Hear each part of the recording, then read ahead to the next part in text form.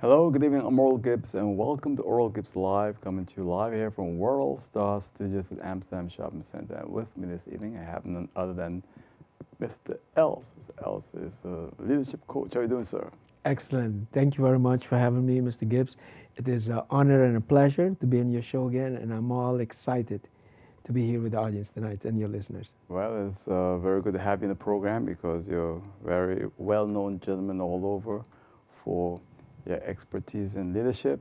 Yes. And you're, can I see you back home? Yeah, well, this is home to me now. So how are things going so far? Excellent, excellent. You know, I'm down here to take care of some private matters, and in the meanwhile, I take the opportunity to share my personal growth with my own people, and it gives me great pleasure to make a contribution to the society while I'm here. And these days, the buzzword is leadership.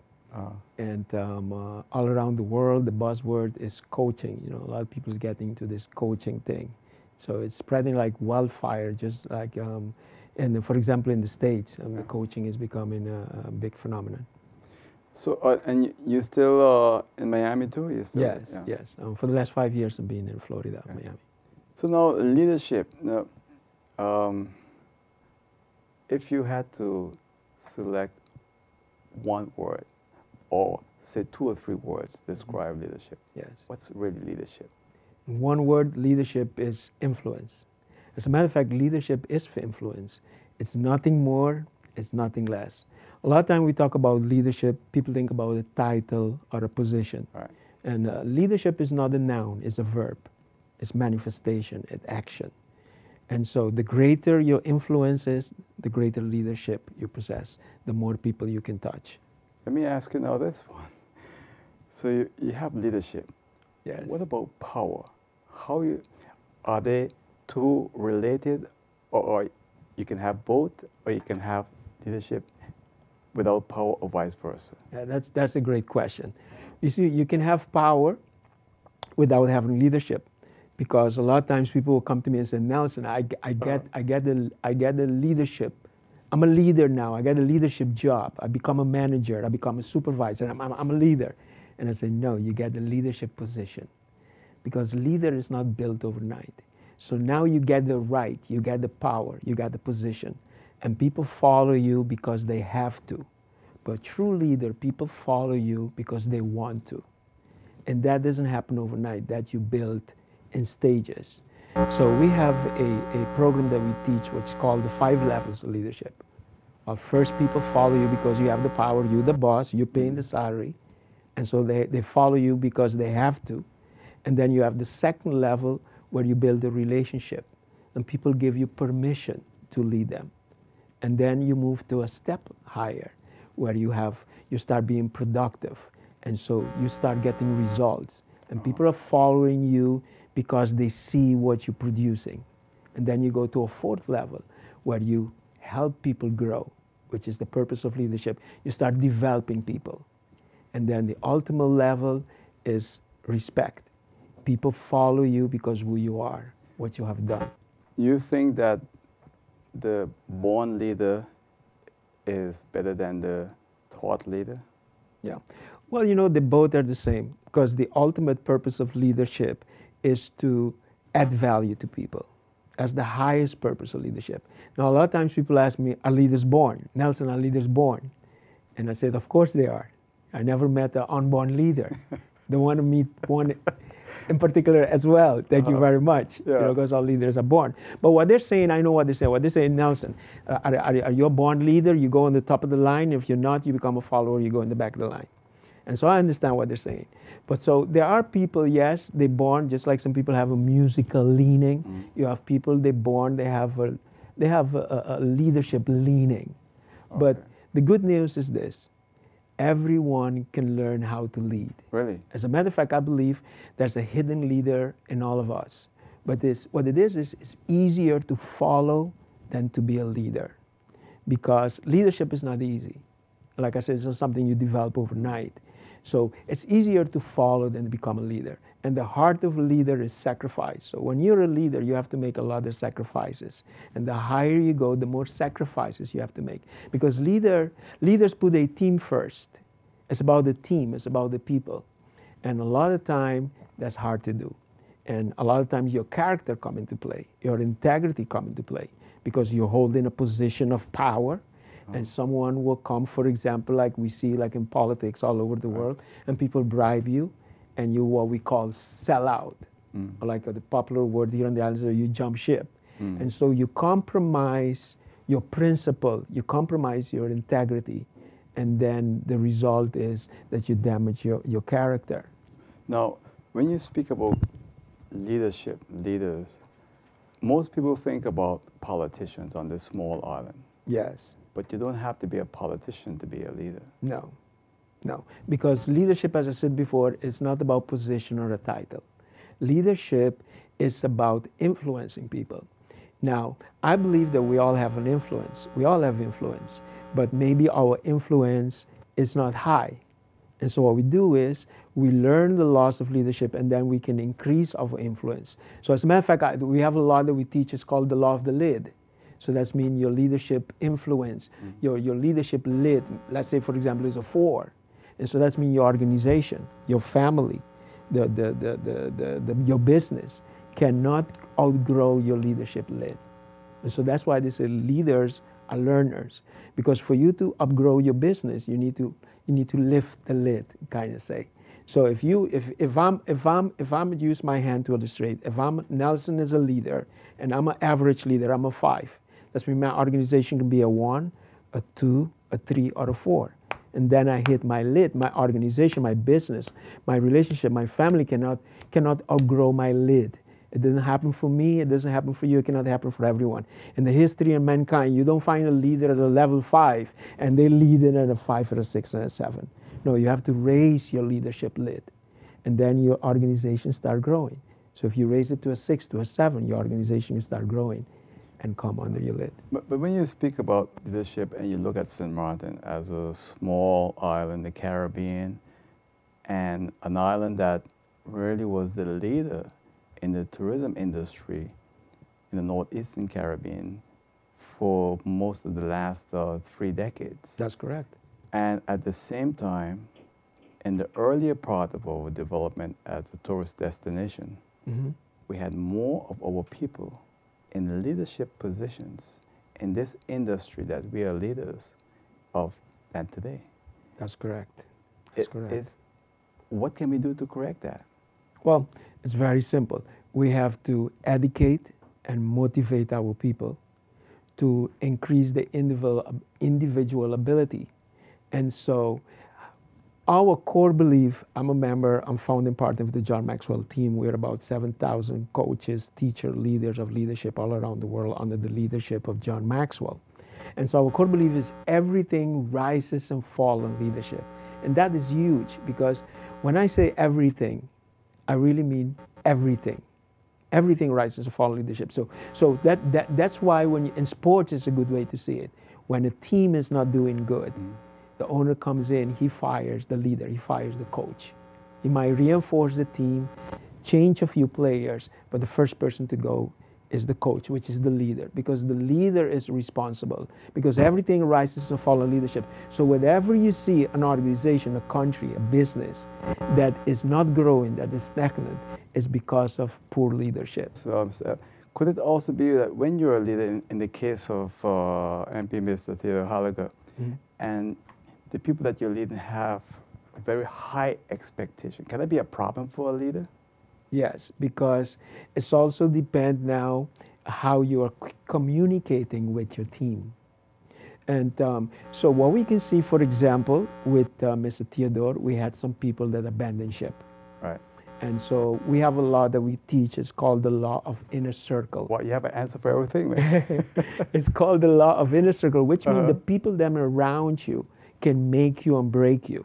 Okay. And so your co-worker, your spouse, and your friends, the people that are in your inner circle, that your environment is more important than the genes you were born with at birth. And many times we see leaders, they choose some wrong people to put in the inner circle, and they pay a big price for it. When you look now at leadership from the perspective that you're talking now, you're speaking about leadership, but in the business world, the political world, do you see any correlation here at all? Or is it one single universal position for leadership? Well, you know, the same laws apply.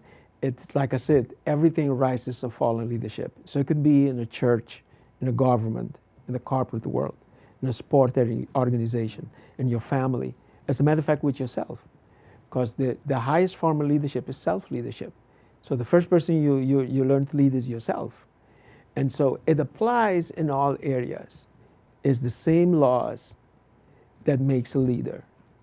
So it doesn't matter if you're in the army, if you're in the corporate world, and you're at church, or you're in school, or at home with your family. If you follow these laws, the people that you lead in following you. If you don't follow these laws, the people disintegrate. I didn't hear you mention self-discipline. Yeah, self-discipline, now going back to the army, that is one of the #1 factors for creating leaders. Because then one of the main factors, I always like to say, is the #1 factor of building leader is character.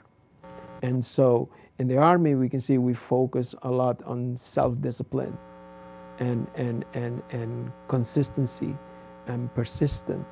And so in politics, we can see, I think, a lot of the problems that we have in is people tend to go with personality, with charisma, with popularity, instead of focusing on character. Because character is the #1 factor for leadership. And the very foundation of character is trust. And the very foundation of trust is integrity.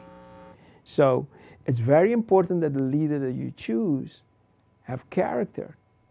But you know, More so than competence, even though it's like a plane, the wings on a plane, you need both. But competence is easier to learn than character. and I'm asking you some strange questions here, so please bear. But then you look at Adolf Hitler, Yes. a guy, if you look at, I don't know if you've read Mein Kampf. Yes, And yes, yes. It's amazing. This was a horrible leader. Yes. In my view, he was a bad leader, but he was effective in terms of convincing millions of Germans to follow him. That's correct. You know, I was in Curacao doing a TV interview, and the host asked me the same question: Really? Is Adolf Hitler a leader? And I say, yes, of course he is, because you have good leaders and you have bad leaders. You have people that influence you to do something positive, and you have people that influence you to do something negative. You have leaders, I mean, they can enter into a room and all they bring forward is negativity, and they lead people in a negative way. You see that all the time. So the idea is to take your influence and use it to add value to people. That is a good leader. But yes, you can have leaders that use the influence to install negativity in people. You see it in politics, you see it in sport, you see it in school. Somebody come, they use the influence to influence others with negativity. And when you speak about leaders, right, we were speaking before we started the show. What I've discovered is that good leaders should have the ability to listen. Yes. I don't know how important that is in your view in terms of leadership. Yeah, very important. See, one of the things we learn in leadership is a leader has to be a great listener. And so if you, when you're analyzing and doing an evaluation on your leadership skills, listening is one of the top priorities. And a lot of times people think the leader is the one that points with the finger and talks and command. But you cannot lead people if you can connect with them. If you remember I said before, you get the position. People have to follow you because they have to. And that is the lowest level of leadership. You don't get the highest production of the people. When you start getting the highest production, it's because the people want to follow you. They give you permission to lead them. And so that's why the listening come into play. As a matter of fact, we have something that we learned from our leader, John Maxwell. He said, listen so you can learn, and then you can lead. Because one of the things about leadership is, I said, you want to add value to people. And for you to add value to people, you must know what people value, so you can add value to them. So you value what they value. And how do you get to do that? By listening. By listening is how you connect. Because communication is a two-way street. And it's more listening than talking, because then you are looking from the other person's perspective. Leadership is putting yourself in the other people's shoe, because what you want to do, it's not about you anymore. Leadership is about we. It's about the team. It's what's best for the other person. So a good leader is a good listener. That makes him a good connector. So he'll be able to influence the people, to add value to them. No, I don't, earlier, if I heard you correctly, where I think I heard you say that anyone could be a leader, or all of us can be a leader. Yes, anyone can learn to lead. Anyone can learn to lead. That's the good thing is. The good thing about it is you can learn how to lead by raising your leadership lid. And you do that a day at a time. You do that a day at a time. What if you don't know? Well, that is where, and I don't want to brag, but that's where I come in. I tell them in the seminar, I'm the guy to lower the shelf so everybody can reach the cookies. Now the politicians are going to be calling, looking for you now, because they're going to say, wow, we need this man to come in and give us some advice and everything else. So I'm sure that you will be hearing from more politicians as the weeks go by now. You know, I would love that. We had a leadership cast a couple of weeks, 2 weeks ago, Live to Lead from the same John Maxwell, and there was problem with the signal the first time around. So Victorious Living was organizing it, and they do a rebroadcast. And you know, we were on different radio stations and inviting the leaders to come in. And very few leaders of the society was there. Really? While we had one in Curacao, October 9, and then we had John Maxwell there on the 12th, and we had leaders from all parts of the society, from the government, politicians, a leader from private institution. And so that shows you the difference, because a lot of times leaders think they have reached the plateau. They know it all. And you see, in life, it's not a destination, it's a journey. You can always learn more. And it's like we was talking before about the great leader from St. Martin. He listened to everybody because he can learn from everybody. With John Maxwell is the same thing. He said, I learn every day, and I can learn from any person. You can always learn something new. Yeah. And that's the beautiful thing about leadership, because it's about people. And we all can learn from one another. So if you, again, we go back to the law of the lid. If you are a 7 and you don't increase your knowledge, and you don't get more knowledge, really, and increase your wisdom, that's where you are, that's where you will be. You know, And so the way you increase that is by studying leadership and then practice what you study, because the power is in the application. But then, could it be sometimes that people have a false sense of leadership because they say, well, you know, I went to university and I studied political science, so I know it all. Yes. And then they make some terrible mistakes. Yes. And you say to yourself, wow, if that's what political science is all about, I don't want to be a part of it. Yeah. Yeah. So the average man now, the average man with a high school education or less is saying, wow, this is kind of strange. Here's Oral Gibbes saying, oh, I have a degree in political science, I study political science. I become an MP, but then I screw up. And I always talk about my political science education, but it doesn't show any true leadership. That sends quite a strange feeling through people. Yes. They're not, the average person is not stupid. They can sense that something is wrong. Yes, you can't fake sincerity. You see, this is what it is, OJ. You have a lot of people that knows everything, but yet it don't reflect in their results, because knowing and doing is pulls apart. So that's why our latest movement that we just launched, it's called intentional living, because intentional living, because everybody have good intention, but it's not about saying the words, it's about action, it's about doing. And what happened is, it's not just with people in politics. You see in people in all areas of life. Most people, when they graduate from whatever it is, high school, college, university, they stop studying. They feel they reach. Really? And the fact of the matter is, I said there's a very basic law of life that said this: you're either disintegrating or you're creating. So either you're growing or you're going backwards. Yeah. There's no such thing as inertia. So nothing stays the same. So what happened is, if you got the degree, you can look at professionals like doctors, accountants, lawyers. They always have to adapt themselves to the new technology, to the new things that are coming out. Even your computer, you see the sign come up that update, upgrade, and if you don't, you get updated, and you create a virus in your computer. So you're always progressing. It's the basic law of life. We're always progressing. No, it's quite interesting how you put that, You know, because if you look at Zimbabwe today, we have a lot of new political parties ready to contest the February 9, 2016 parliamentary elections in St. Martin. And someone said to me, they're not going because they want to be leaders. They're going for the $12,000 a month salary. Wow. Now, can you make a mistake in terms of your motivation at times as a leader or wanting to be a leader? Well, you see, that comes with communication. What that sends out is it sends a signal of mistrust. And so, because most politician people feel cannot be trusted, and if you come and you present yourself tomorrow as a politician, they don't look at you. They said, hey, as a politicians are not to be trusted.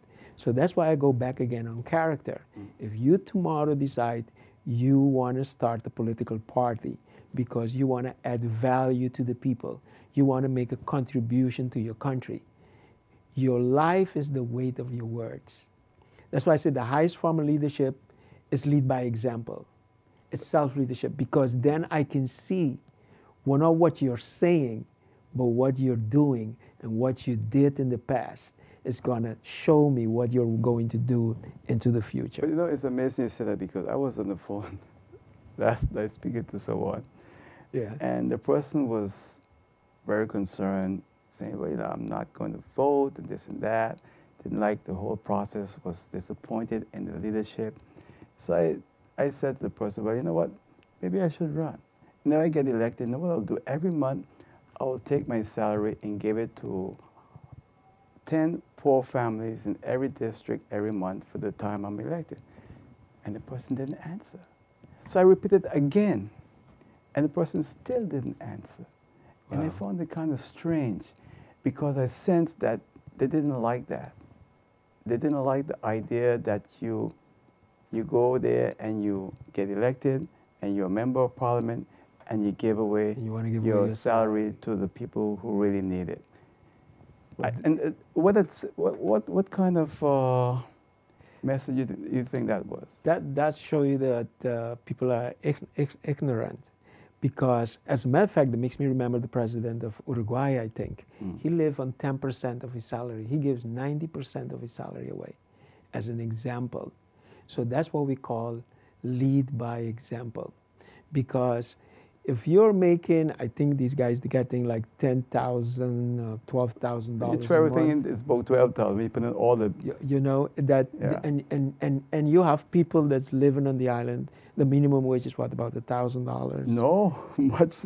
$800. 1,300 something guilders. So that's about $700 to $800. Right. And so if these people have to make end meet at their money, now I'm sure that somebody can survive on $4,000 or $5,000 to say, at least if they don't want to give all, they can give away half. So by you coming out and give your money, that's what you're showing with example. Not with words, that right. You care about people and you want to help them. You're taking action by saying, look, I'm going to take the money, I have so much in abundance, I don't need it all. And so I'm showing with my actions instead of just words that I want to help the less fortunate. But I was really surprised, because I expected a reply and didn't get it, you know. And you probably was shocked. Shocked, yes, I was. Because you think the person was like, wow, that's a good idea, helping poor people or people who need it. It seems like people don't want others to help people who need it. That Yeah. was the kind of impression I got. Yeah. So it shows you that we are in a very, very unique stage in our life here in St. Martin, Yeah. where we have a lot of people who are in need, and those people that are in need are the ones that are they're very quiet because of their pride, and some that are not in need are the ones screaming the most and want Yep. everything. Yep, yep. You know, some people are, like you said, their pride. A lot of times people need something, they don't want people to know. They are embarrassed. They don't want to share with people that they don't have food to put on the table for their Right. children. And so they suffer in silence. And one of the laws that I read in my favorite book, which is the bestseller, is that you have to ask. Ask and you shall receive. You don't have to be embarrassed. You don't have to feel ashamed if things are not going well for you. What's important is that you have character, that you're doing everything you can to better yourself, better your family, and better those around you. All right. But the other part is like, you know, it's about the environment. If nobody is sharing and everybody is about Yeah. I, then it's going to come across strange when somebody come and take the lead and said, I want to share. Yeah. So the person is shocked. Well, like they lost for words because they're not used to that Hearing them. kind of Yeah. yes reaction. If someone wanted to become a leader and they're afraid for whatever reason, can you motivate them, get them up, encourage them? As a matter of fact, that is what I decided to dedicate my second part of my life in doing. There's nothing else I'd rather do. I am just passionate at helping people become become better leaders. I'm raised in influence, and there's nothing I'd rather do. And so I'm dedicated. And so all I do every day, when people ask me, what's your hobby? I said, this is what I do. I study leadership every day. I read, I write, and I practice leadership. And so I lead others. Now, I've been doing just this for a couple of years. My leader, John Maxwell, he's been doing this for 40 years. But I'm excited, I'm passionate. I'll be learning something new. I can't wait to get out of the class so I can go share it with somebody. But you know, And it excites me. you know, but you know, I like to, when I do this program, I think about the people at home, and I think about the average person that gets up every morning, goes to work real hard, come home, sit down, turn on that TV to learn something and watch this program. And sometimes when I go out after the show, I get feedback from the viewers from the previous night's program. And I'm sure some of them are sitting at home right now. They say, come on, Oral Gibbes, you're talking crap. You and Mr. Els about leadership. Look at Claude Watty. He didn't go anywhere to become a leader. He was a great leader. Yeah. What would the answer be to you on that one? Well, you know, to become a leader, you don't need per se, that is a myth, that you have to have formal education or attend to university or hold again a title or a position. For you to become a leadership is a people business. For you to become a leader, you must have a desire to help people. You must have a desire to serve. Nothing liberates our greatness like the desire to help and the desire to serve. So if you are looking at this program right now and you want to learn how to lead, you want to become a better leader, to lead your family, to make a contribution with the country, and you're like, well, Nelson, where do I start? And I said, start small. Start with you. The first person you want to learn to lead is yourself. You lead yourself, you influence yourself, and you lead by example. And slowly but surely, you will expand your influence one day at a time. And when you turn back, you're going to see you have 1 people following you. You have 2 people following you. You have 3 people following you. Because the more you add value to people, the more people will appreciate you. If you look back, everybody that you appreciate in your life is somebody that make a contribution to your life. They add value to you. So you value them. So it's very simple. It's nothing complicated. We all can learn to lead. So to give you a couple of quick tips is, like I said, first of all, is you start small. You lead yourself. Second is you start adding value to people. It could be help an old lady cross the street. It could be helping a young boy doing his homework. It could be giving a word of encouragement. Add value to people. And the more you add value to yourself, the more value you can add to people. Third is you study leadership. You go out tomorrow, instead of going to a movie, instead of buying some drinks during happy hour, you buy a book on leadership. Start small. You know, I study successful people and I study leaders, presidents from different countries. And what I've learned from successful people is a lot of times I go to their home. Their TV is smaller than their library. Unsuccessful people, they have a huge TV and the library is so tiny. And so leaders are learners, leaders are readers. So you start, you buy a book of leadership. Then you go, you attend a seminar. And slowly but surely that you grow. That's how you do it. You know, and then you practice what you're learning. And last but not least, you put yourself in a growth environment. Surround yourself with people that are smarter, that walk the path. So now, be careful what you say, Mr. because you have my viewers say that home watching this show, the big flat screen TV, and they don't like that part you mentioned there a while ago. Yeah. Well, you know, that's what it's all about. Sometimes you say something that, you know, and the truth hurts sometimes, but the truth is what set us free. And it set us free from what? It set us free from ignorance. Yeah. And most people, it's not only smart, it's all over the world. Unsuccessful people spend most of their time in entertainment. They go out and they party. They play in Carnival. They go in, use an example of St. Martin, they go to Anguilla Monday, August Monday, and they do a big celebration for Christmas. And they don't invest anything in yourself. For you to grow, if you want to grow and become a better leader, you need to invest in yourself. And so I had the pleasure sharing the stage with Brian Tracy, which is a great motivational teacher. And he told me, Nelson, the minimum a person should invest in themselves is 3% of their yearly income. They should invest in themselves. But yet you see people invest in clothes.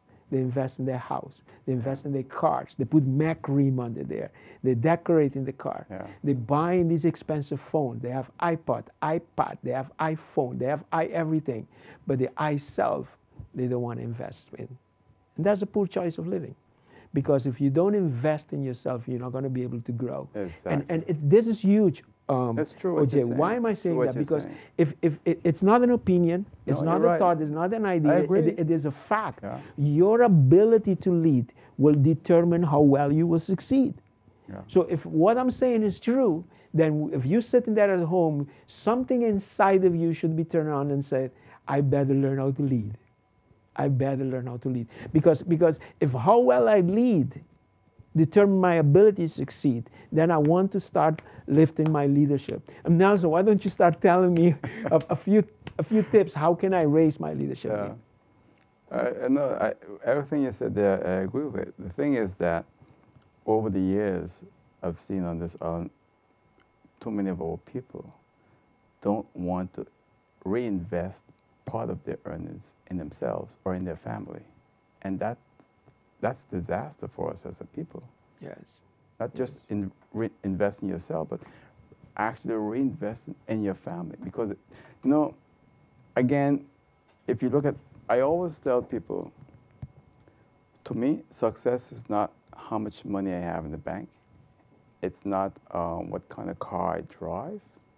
Success is, am I able to give my children the opportunity for the best possible education, and they become productive citizens, even if they're a plumber or a mechanic, but at least they're productive citizens.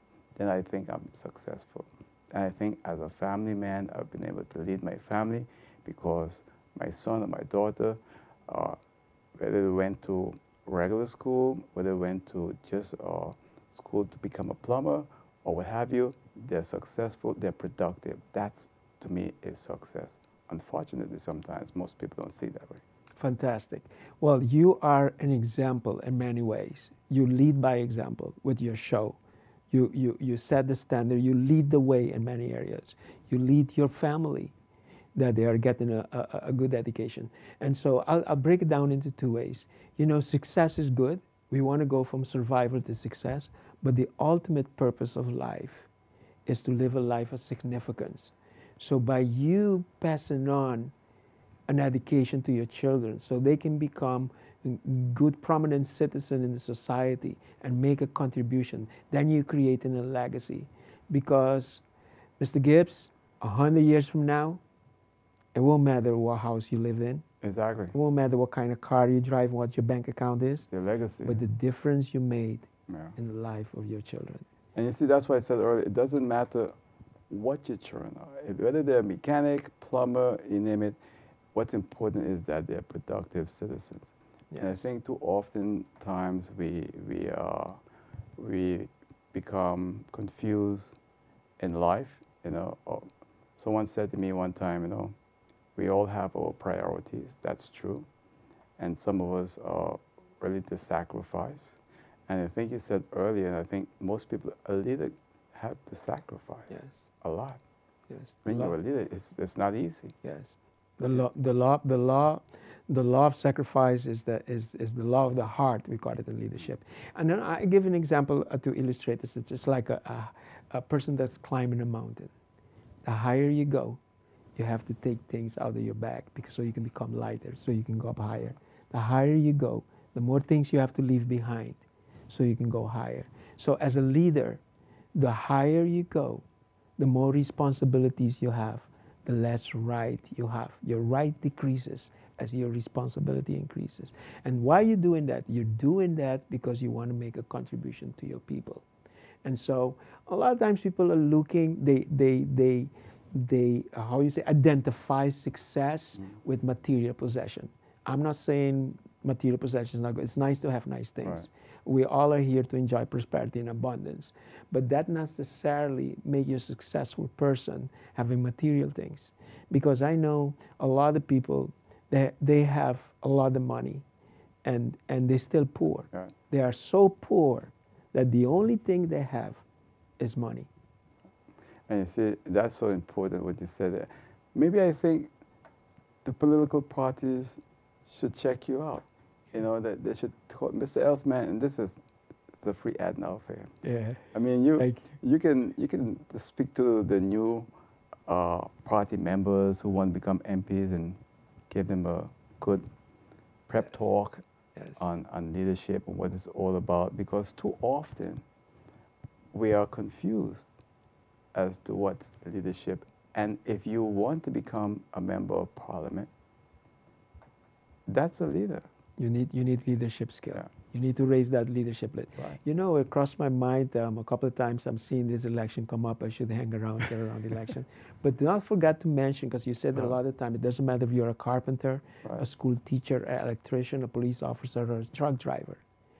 From the time you start looking at your job, from the time you start looking at your career, instead of a career as a job, as being a service, your whole life changes. Yep. That's so true. Because if you're going to be a janitor, let them say this was the best janitor that passed through here.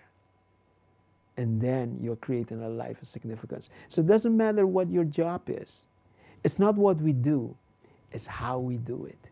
No, that's true. Because I know the call name. I know a person, a police officer, and this person just love what they're doing. And you can see it in their interaction with other people. It's just amazing. Yes. You know, so you're right. Yeah, it's all about love. Yeah. If you don't love what you do, you better you gotta love what you do. And if you don't love what you do, then do what you love. But it's all about love. You know, it's the first commandment. And every endeavor you choose, the first ingredient is love. So now in your leadership coaching classes, you mostly speak to people in the corporate world? Yeah. Well, you know, amazingly, what is close to my heart is the people that's what I said is not doing good in the game of life. Ordinary people like I consider myself.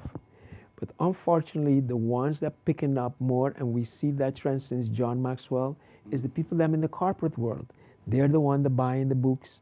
They're the one that hire us to do the workshop, the seminar, the mastermind training, because they understand the value. A lot of time, well, what I call the ordinary folks, they say, hey, no, leadership is not for me. That is for the president of the company. That's for people with a position and a title. I said, no, leadership is for everybody, because you have to learn how to lead yourself. And leadership is not a noun, it's a verb. It is influence. And so the more you can influence people around you, the better contribution you make to the society and to your family and to yourself as a person. Because if you have no influence, you cannot add value to anyone, neither yourself. So the first person you want to influence is yourself. And then you go ahead and influence others. But it's quite interesting, that story you was telling me about, what's this gentleman, Max? Dr. John Maxwell, which is our leader of the John Maxwell team. Right. You know, it's interesting because I was reading in New York Times the other day, this guy got a PhD in political science. Okay. But couldn't get a job. He went back to the books and taught himself to be a welder. Wow. Today he's making a very, very good salary. He wrote a book about his experience, and he's now able to write manuals and everything in the welding. It's just amazing what you can do with your life. Yes. You know, sometimes, OJ, we study for something, and for some reason or the other, the universe takes us on another path. But I like to tell people all the time, say, look, formal education makes you a living, but self-education can make you a fortune. And so for the last 30 years I've been living on the island, people know I've been an entrepreneur, or we call a small businessman. I started several businesses from scratch. I had a clothing store, I had a restaurant. Everybody know me from the Blue Sky Cafe. And before that, I did vacation ownership at the Maui Reef. I won the international award. I was Man of the Year. I was very lucky. The business has been good to me. But my last business was the real estate business. And so I've been an entrepreneur. I'm an entrepreneur by DNA. Because of how I grew up, I've been an entrepreneur since I'm 7 years old. I was raised by my grandmother. Oh. And she used to tell me, Nelson, if you don't come home, I know you sold yourself. Because I used to sell everything. I would sell my toys, I would sell my books, sell everything. I loved trading and selling from small. Because of how I grew up, my grandmother didn't have enough to give me. So I used to take a nickel and turn it into a quarter. Mm-hmm. So I always try to inspire people. Look, you have to become an entrepreneur. I believe as a leader, also there's an entrepreneur hidden in all of us. And I believe that when I study successful, wealthy people, none of them has become wealthy working for salary. So when you live in a capitalist society, wages are not better than profits. Profits are better than wages. Mm-hmm. But a lot of times because of fear, or we think we need money to open a business, or we have to be smart or intelligent to open a business. Uh-huh. And I said, you look at my life, for an example. I started small. I started from scratch. And I built up several businesses on the island that become very popular and makes me a very good living, to the last one that makes me a small fortune, which is the real estate business. But it takes time. It takes time. Gradual. It's like we said, it's the law of process. Yeah. It's the law of process. Everything takes time. Everything takes time. Even Jesus born as a baby. And so the way we learn to do anything is the way we do everything. It's the way we learn to walk, it's the way to talk, it's the way we learn how to ride a car or drive a car. It's one day at a time through a disciplined application of logical process of failure. But we know we have instant gratification. Yeah. People don't want that they want it now. People want a quick fix. Yeah. Quick fix. Everybody wants it right now. Give it to me now. Yeah. And it's been part of the culture because what the media is putting. You know, people go see a movie and they see a happy ending in 2 hours and they want their life to be that way. It doesn't happen that way. They want to be the Kardashian. Yeah. You know what I'm saying? And it doesn't happen for everybody. Yeah. But you know, for you to be good at something, if a good way to illustrate that is, for example, in the music industry, you see a musician, and you go to a bar, and you see an amateur play, and then you go to a concert, you see a pro playing. It's like, wow. And people pay much more money to see that person play that instrument. Why? Because he done it 10,000 times. He do it over and over and over again. I've talked to some of them. Themselves, they hardly enjoy them because they play that song so long that they hardly enjoy them. The people are going crazy. Why? Because repetition. The first law of learning is repetition. So you do it over and over and over again. So that's why we teach putting yourself in a growth environment. Failure is not your enemy. Failure is your friend. You learn from failure. You learn from failure. Mr. Els, out of time. Very Already? quickly, you want to say anything closing very quickly? But thank you very much for having me on your program. It is a pleasure and an honor having me. You know, I know you have the #1 TV talk show on the island. I've been watching your show and I admire you as a leader, how you lead in the industry that you're in. And what I would like to tell people is start small. The beginning is always today. Go out and buy a book on leadership. Go to a seminar on leadership. When you see people them organizing a seminar, it can cost $30, $50, $100. Invest in yourself. It will bring big rewards, bring rewards to you. Well, thank you, Mr. Els. Much success. All right. Thank you very much. That's it for now. I'll see you next time. Till then, good night. Take care. Bye.